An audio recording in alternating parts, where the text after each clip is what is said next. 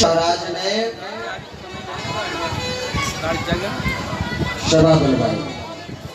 सभा में सभी देवता उपस्थित हुए। भोले बाबा जी भी आए, ब्रह्मा भी आए, विष्णु भी आए, इंद्र भी आए, वरुण भी आए, सभी देवता वहां पर उपस्थित हुए।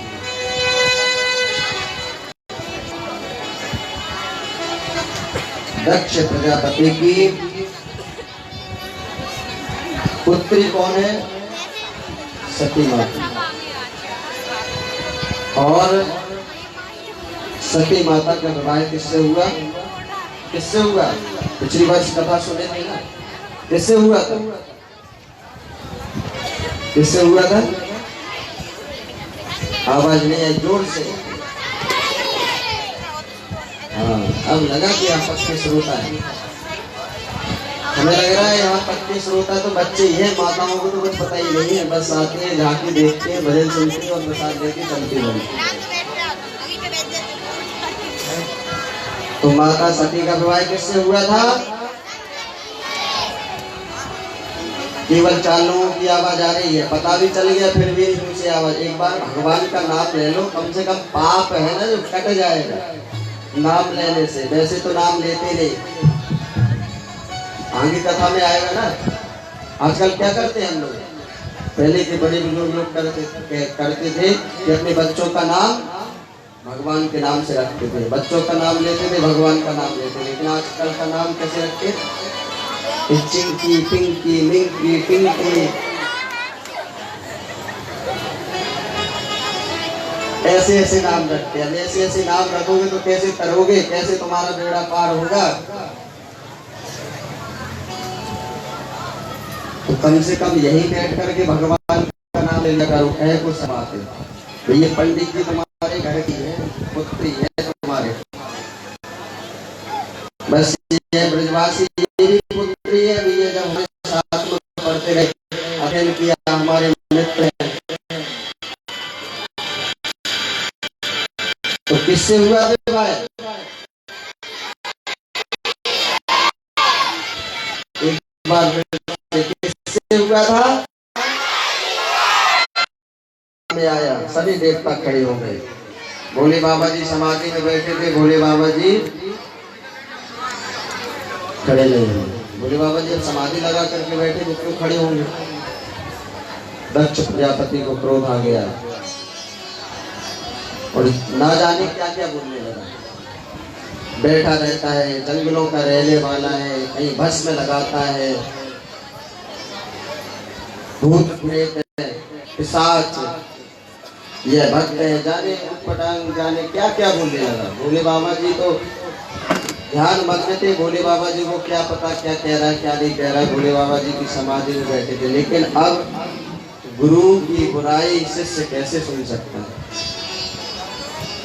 तो यदि सुन ले तो यह तो धर्म का उल्लंघन है, नियम का उल्लंघन है ना। कहते नहीं है गुरु की बुराई नहीं सुननी चाहिए। सामर्थ्य हो तो उसका जवाब दो, सामर्थ्य नहीं हो तो भैया कान बंद करके बाहर आओ, लेकिन बुराई मत सुनो। अब यहाँ पर ये हुआ कि बहुत कुछ बोलता रहा और भोले बाबा जी के जो गण साथ में थे उनको क्रोध आ गया और आपस में लड़ाई हो गई। और लड़ाई हुई तो यहाँ तक हो गई कि श्रापा श्रापी भी हो गई, एक दूसरे को श्रापा श्रापी दे दी। जैसे अपने यहाँ लड़ाई होती है ना, तो सबको पता है, यहाँ से कह भी रहे हैं, मन से बोलना भी नहीं चाहिए। वृंदावन में तो बोलते दाढ़ी तेरा कसम मर जाए। अब यहाँ का तो पता नहीं, क्योंकि हम बचपन से ही बाहर चले गए थे, तो वृंदावन का पता है, इसलिए आके हम बता देते हैं कि ये वृंदावन में ये बोलते हैं। तो भोले बाबा जी वहां से चले गए। अब क्या हुआ?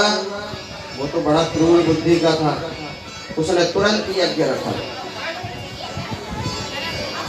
जब जो एक दूसरे के शत्रु हो जाते ना, तो पूरे दिन भर रात भर उसी का चिंतन करते, उसी को कैसे उसको नीचे गिराए, कैसे इसको जलन हो, केवल यही सोचते रहते हैं। अच्छे लोग नहीं, क्रूर मतलब स्वभाव के होते हैं, वो ज्यादातर सोचते हैं। हम दक्ष प्रजापति हैं, फिर से सभा बुलवाई और कहा कि एक यज्ञ का आयोजन किया जाए। सभी को निमंत्रण दिया और निमंत्रण में क्या लिख दिया कि विमान कहाँ से होते आना चाहिए, कैलाश पर्वत से। होता है ना कि जैसे कहीं निमंत्रण ना पहुंचा हो तो लोग अटक के पूछते तो भी है, अरे हमारा तो निमंत्रण है, चलना नहीं है। वो कहेगा बेचारा हमारा निमंत्रण, अरे क्यों नहीं आए, अरे क्या हो गया, अरे वो तो ऐसे है, मतलब जलाने वाला वही बुला लिया है। अब जैसे ही निमंत्रण पहुंचा, कार्य प्रारंभ हुआ। अब बड़े बड़े ऋषि जिनकी उम्र हजारों वर्ष लंबी आयु है, बड़े बड़े विमानों से, बढ़िया सुंदर सुंदर विमानों से ऋषि मुनि देवता सब निकलने लगे। अब सती माता और भोले बाबा जी बैठे थे कैलाश पर्वत पर, भगवत चर्चा कर रहे थे। अब जैसे ही माता सती ने देखा कि विमान जा रहे हैं, 1 2 3, जैसे हमारे यहाँ से निकलते ना विमान, तो एक तो कोई बात नहीं है, जब ज्यादा निकलने लगे तो अचंभा तो होता ही है कि कहाँ जा रहे, कहाँ चुनाव चल रहा है, कैसे नेता लोग प्रकट हो रहे हैं। ऐसे ही तुरंत सती माता ने कहा, पता चल गया उनको। तो वह कहने लगी, नारद जी निकले, नारद जी ने बताया कि दक्ष प्रजापति आपके पिता ने यज्ञ रखा। अब माता सती कैसे पूछ रही है, कैसे आज्ञा ले रही है भोले बाबा जी से, क्या कह रही है, आपके पिताजी के घर पर यज्ञ हुआ है। अगर ऐसे बोलते ना, माताओं को जब कोई कार्य सिद्ध करवाना पड़ता है ना, तो क्या करती है, जब भोजन की थाली लेकर के आती है ना, तो बढ़िया भोजन की थाली परोस देंगे स्वामी जी के सामने, और थाली परोस करके जैसे वो भोजन शुरू करना प्रारंभ करेंगे, वैसे ही बोलना शुरू कि अब वहाँ पड़ोसी के यहाँ, उनके यहाँ नहीं है पता, उनके यहाँ पर ये चीज आई है, इतनी अच्छी है। अब पतिदेव जी कहे तो अपने यहाँ पर चाहे जितना रखा हो, लेकिन पड़ोसी की चीज बहुत ज्यादा अच्छी लगती है। और आज यही इसी प्रकार सती माता बोल रही है, कह रही है कि आपके पिता के यहाँ पर यज्ञ हुआ, चलना नहीं है। भोले बाबा जी ने कहा निमंत्रण नहीं आया है, कहा नहीं है।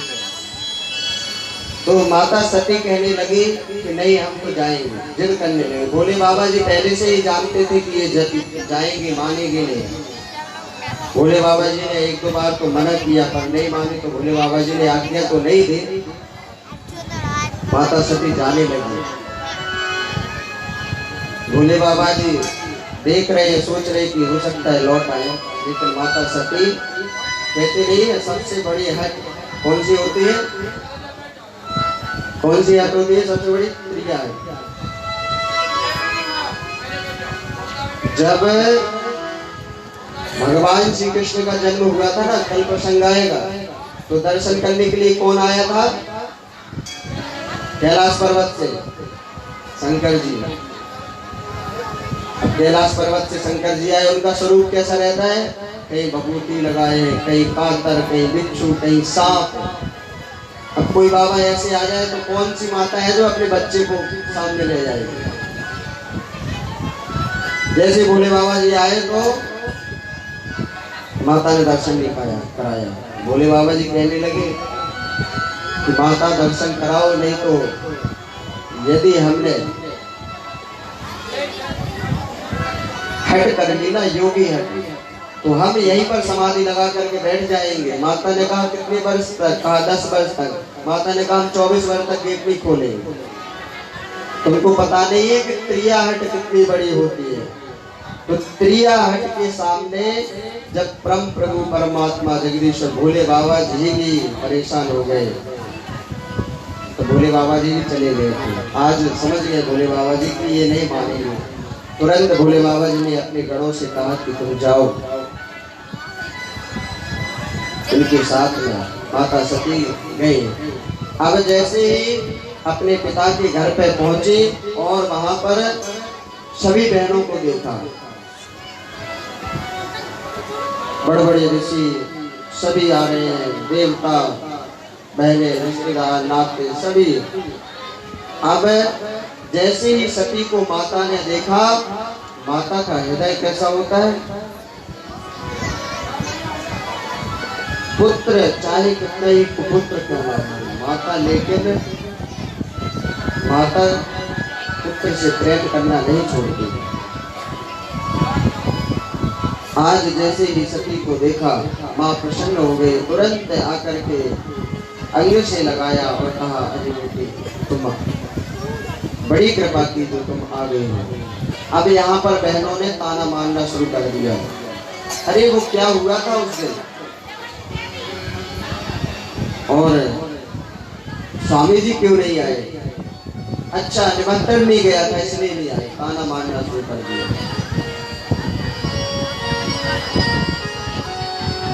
सादर भल ही मिली एक माता, सादर भल एक माता, सादर भल ही मिली एक माता,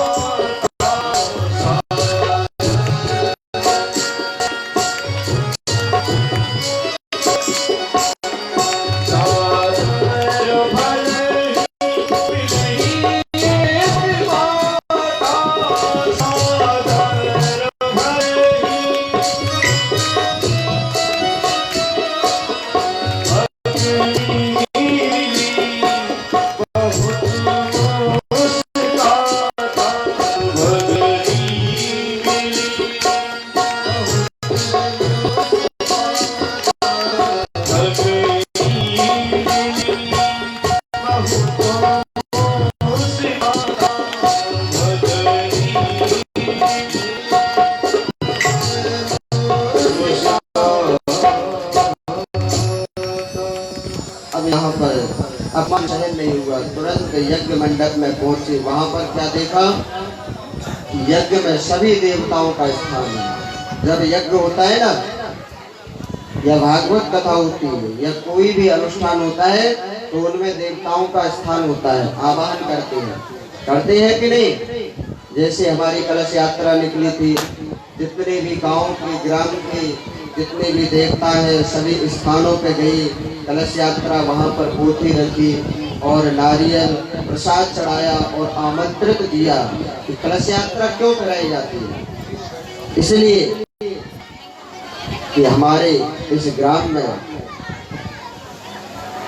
श्रीमद् भागवत कथा का आयोजन हो रहा है। सभी देवताओं को, जितने भी देवता हैं गांव के, सभी को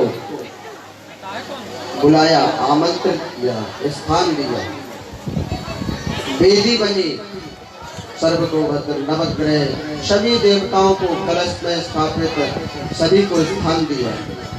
और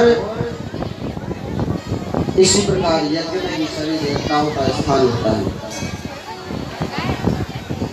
अब जैसे ये सती ने देखा, ब्रह्मा का स्थान है, विष्णु का स्थान है, सभी का स्थान है, परंतु भोले बाबा जी का स्थान नहीं है। अब पति का अपमान देखा, यहाँ तक अपमान अपना तो सहन करती रही, लेकिन अपने स्वामी का अपमान सहन नहीं हुआ और तुरंत श्राप दे दिया। और श्राप दे करके उसी यज्ञ मंडप में शरीर को भस्म कर दिया। अब भृगु मुनि ने अपने जल को अभिमंत्रित करके उन गणों को भगा दिया वहां से। भोले बाबा जी गण कहां पर पहुंचे? श्री कैलाश पर्वत पर।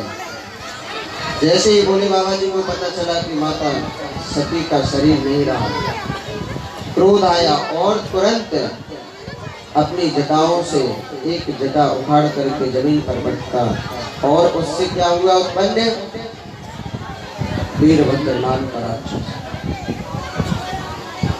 और वीरभद्र को आज्ञा दी, वीरभद्र जाके उस यज्ञ मंडप में पहुंचा। बड़े बड़े राक्षस, बड़े बड़े भूत, प्रेत, पिशाच, किसी के हाथ ही नहीं, किसी के 10 हाथ हैं, किसी के सिर ही नहीं है, पता चले किसी के 2 आंख, किसी के 10 आंख है। बड़ा विचित्र स्वरूप है। ऐसे गण वहां पर पहुंचे यज्ञ मंडप में, और यज्ञ मंडप में यज्ञ चल रहा था, यज्ञ को विध्वंस कर दिया।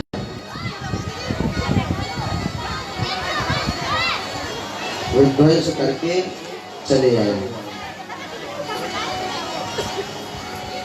और राजा दक्ष के गले को काट दिया, और काट करके यज्ञ मंडप में ही स्वाहा कर दिया, और करके चल दिए। अब यहाँ पर जब भोले बाबा जी को क्रोध आया तो सारी पृथ्वी प्रलयनकारी, जैसे प्रलय पूरी पृथ्वी पर प्रलय आ गया, ऐसे मालूम पड़ने लगा। सभी देवता आए, भोले बाबा जी से प्रार्थना किए, भोले बाबा जी प्रसन्न हो गए। भोले बाबा जी का बड़ा सबसे जल्दी प्रसन्न होने वाले कौन से देवता है? भोले बाबा जी। चाहे एक लोटा जल चढ़ा दो, चाहे बेलपत्री चढ़ा दो, चाहे दूर्वा चढ़ा दो, कुछ भी चढ़ा दो, सबसे सरल सेवा होती है। और हमारे गोपाल जी की सेवा कैसे होती है? एक बच्चे की तरह। जैसे एक माता एक छोटे से गन्ने से बच्चे की सेवा करती है, ऐसे गोपाल जी की सुबह उठने से पहले दूध का भोग लगाओ, ठंडी में तो गर्म जल से स्नान कराओ, वस्त्र पहनाओ, सुबह भोग लगाओ, शाम को भोग लगाओ। हमारे वृंदावन में एक माता जी रहती है, और वो माता जी कहाँ की है? छत्तीसगढ़ की। ऐसी सेवा करती है वो अपने बच्चे की तरह। यदि धूप नहीं निकलती ना तो वो सेवा ही नहीं करती। जब धूप निकल आएगी खुद धूप में बैठेंगे, गोपाल जी को धूप में बैठाएंगे। और यदि जब गर्मी होती है तो यमुना जी स्नान करने जाते तो गोपाल जी को भी सिर रख के लेके जाते, और जब तक खुद स्नान करेंगे गोपाल जी को भी स्नान कराएंगे। बिहार जी जाएंगे तो खुद दर्शन करेंगे, गोपाल जी को भी लेके जाएंगे साथ में, गोपाल जी को भी दर्शन कराएंगे। यदि परिक्रमा लगाएंगे तो गोपाल जी को साथ में लेकर के जाएंगे। यहाँ तक कि अभी चतुर्मास में दंडवती परिक्रमा चल रही थी। दंडवती दंड भर के जाते ना, जैसे हम लोग जाते जरा सिंह, ऐसे दंड भर के परिक्रमा लग रही थी। और दंडवती परिक्रमा का बहुत बड़ा महत्व है वृंदावन में। इस बार अधिक मास में इतनी दंडवती परिक्रमा लगी कि जितने पैदल वाले नहीं थे उतने दंडवती परिक्रमा लगाने वाले थे। और ठाकुर जी की कृपा से यह सौभाग्य इस वर्ष हमें भी प्राप्त हुआ। वृंदावन गए, मन हुआ तो 7 दिन, वैसे 4-5 दिन में पूरी हो जाती, लेकिन हमने कभी लगाई नहीं थी तो 7 दिन में पूरी की। तो माता जी भी हमारे साथ में गई, तो अपने गोपाल जी को साथ में लेके गई थी। पहले वो एक छोटा सा पत्थर लिया जाता ना, जैसे दंड भरा और पत्थर रख दिया, तो वो पहले पत्थर रखते फिर गोपाल जी को रखते, फिर पत्थर रखते फिर गोपाल जी को रखते। लेकिन गोपाल जी से भी दंडवती परिक्रमा लगना, और रात में आकर के सेवा भी करते गोपाल जी की। यदि उनके पैर दर्द करते तो खुद सेवा करते कि गोपाल जी थक गए हैं। कैसा भाव है, ऐसी सेवा करनी पड़ती गोपाल जी को। तो यहाँ पर भोले बाबा जी तो सभी देवताओं ने मनाया। भोले बाबा जी गए, यज्ञ में स्थान हुआ, यज्ञ संपन्न हुआ, और जैसे का वैसे ही किया। और उसके बाद में भोले बाबा जी वहां से चल दिए और जाकर के समाधि में लीन हो गए। आगे चल के श्री सुखदेव जी महाराज कहते हैं, प्रसंग आता है, स्वयं मनु के 3 पुत्र हुए, 2 पुत्र हुए, 3 पुत्री हुई। 3 पुत्री जिनमें से एक का नाम है आकृति, दूसरी का नाम है देवहूति, तीसरी का नाम है प्रसूति। और 2 पुत्र हुए जिनका प्रथम पुत्र का नाम है प्रियव्रत और दूसरे पुत्र का नाम है उत्तानपाद। यह प्रसंग कौन सा है? ध्रुव, ध्रुव कथा, ध्रुव चरित्र। ध्रुव भगवान को कौन कौन जानता है? सभी जानते हैं ना। कैसे जानते हैं? क्योंकि शादी में ध्रुव को साक्षी माना जाता है ना। शादी में ध्रुव को साक्षी, ध्रुव भगवान को साक्षी मान करके शादी की जाती है। प्रियव्रत उत्तानपाद की जो पत्नी है, एक का नाम है सुनीति और एक का नाम है सुरुचि। सुनीति माता के पुत्र हुए ध्रुव और सुनीति के हुए उत्तम। एक बार उत्तानपाद महाराज एक राजा के यहाँ पर नगर में गए और वहां पर देखा कि उस राजा की पुत्री के प्रति वह मोहित हो गए। गंधर्व विवाह करके, पहले के राजाओं का विवाह कैसे होता था? गंधर्व विवाह। गंधर्व विवाह करके राजा की पुत्री को लेकर के आ गए सुरुचि को। जैसे ही वह आई, उसने महल में देखा और राजा से पूछने लगी कि यह कौन है। राजा ने कहा कि यह हमारी दूसरी पत्नी है जिनका नाम है सुनीति। तो तुरंत उसने कहा कि यदि यह रहेगी तो हम नहीं रहेंगे। अब उत्तानपाद राजा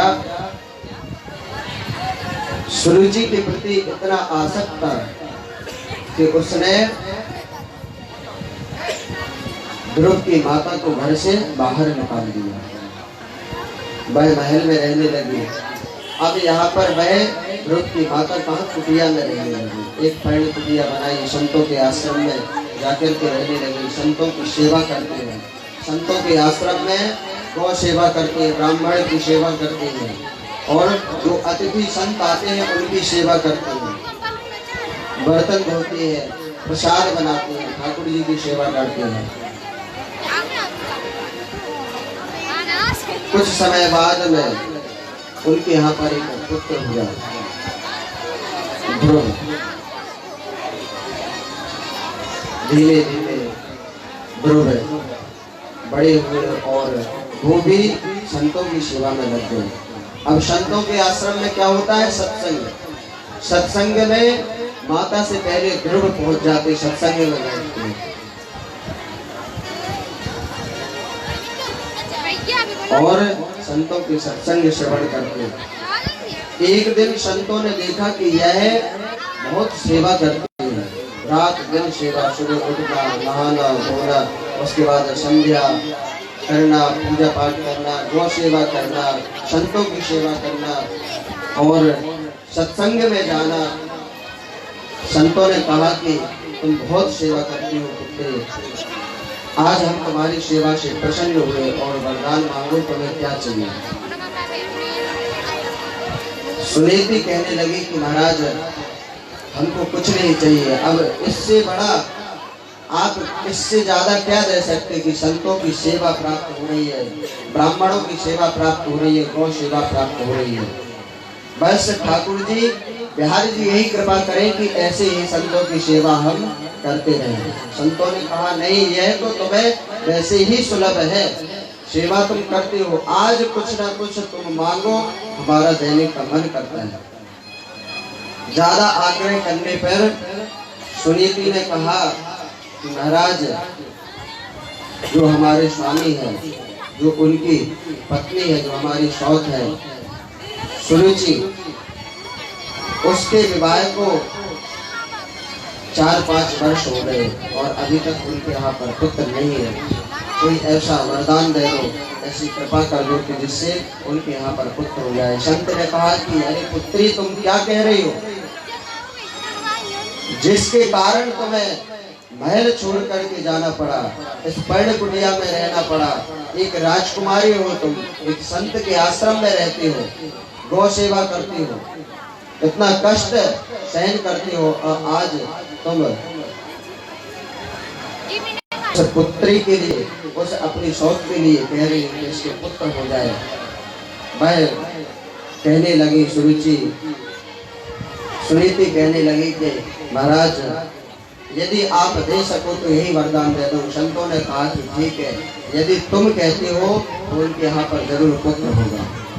और आज संतों ने वरदान दिया और सुरुचि के यहाँ पर भी एक सुंदर पुत्र उत्पन्न हुआ जिसका नाम है उत्तम। एक दिन ध्रुव महाराज गुरुकुल में अपने विद्यार्थियों के साथ में, मित्र सखाओं के साथ में खेल रहे थे। अब मित्र सखा मजाक में कहने लगे कि तुम्हारे पति कौन है, पिता कौन है। वह कहने लगे कि हमको पता नहीं। कहने लगे तुम्हारे पिता हमारे जो इस राज्य के राजा हैं उत्तानपाद, वह तुम्हारे पिता हैं। जैसे ही पता चला तो तुरंत राज्य में गए, देखा कि उनकी गोद में उत्तम बैठा हुआ है। ध्रुव ने सोचा कि हम भी जाकर के अपने पिता की गोद में बैठे, और ध्रुव तुरंत जाकर के पिता की गोद में बैठने के लिए उतारू हुआ। जैसे ही जाने लगे तुरंत यहाँ पर सुरुचि ने देखा कि ध्रुव सिंहासन पर जाकर के बैठ रहा है। तुरंत क्रोध में आकर के और रोक दिया कि कहाँ जाके। एक भजन कर दीजिए जब तक यह व्यवस्था हो जाएगी, कृपया शोर न करें। उम्मीद तो जब से तेरा नाम दयालु दयालु, उम्मीद तो जब से तेरा नाम दयालु दयालु,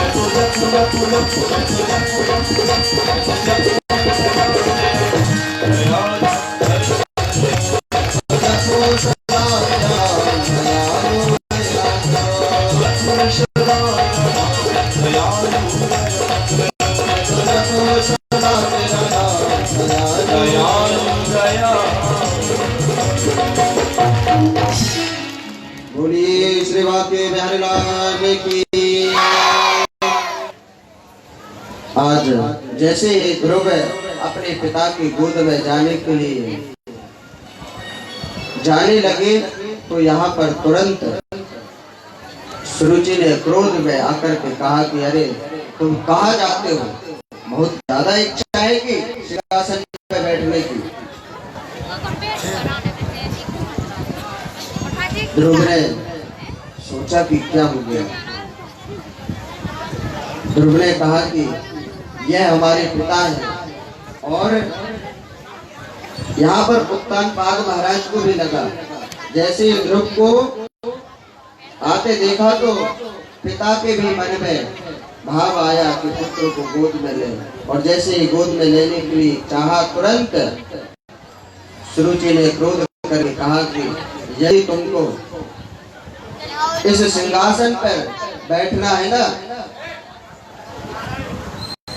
तो जाओ और जाकर के जंगल में नारायण की तपस्या करो, और जब नारायण की तपस्या करोगे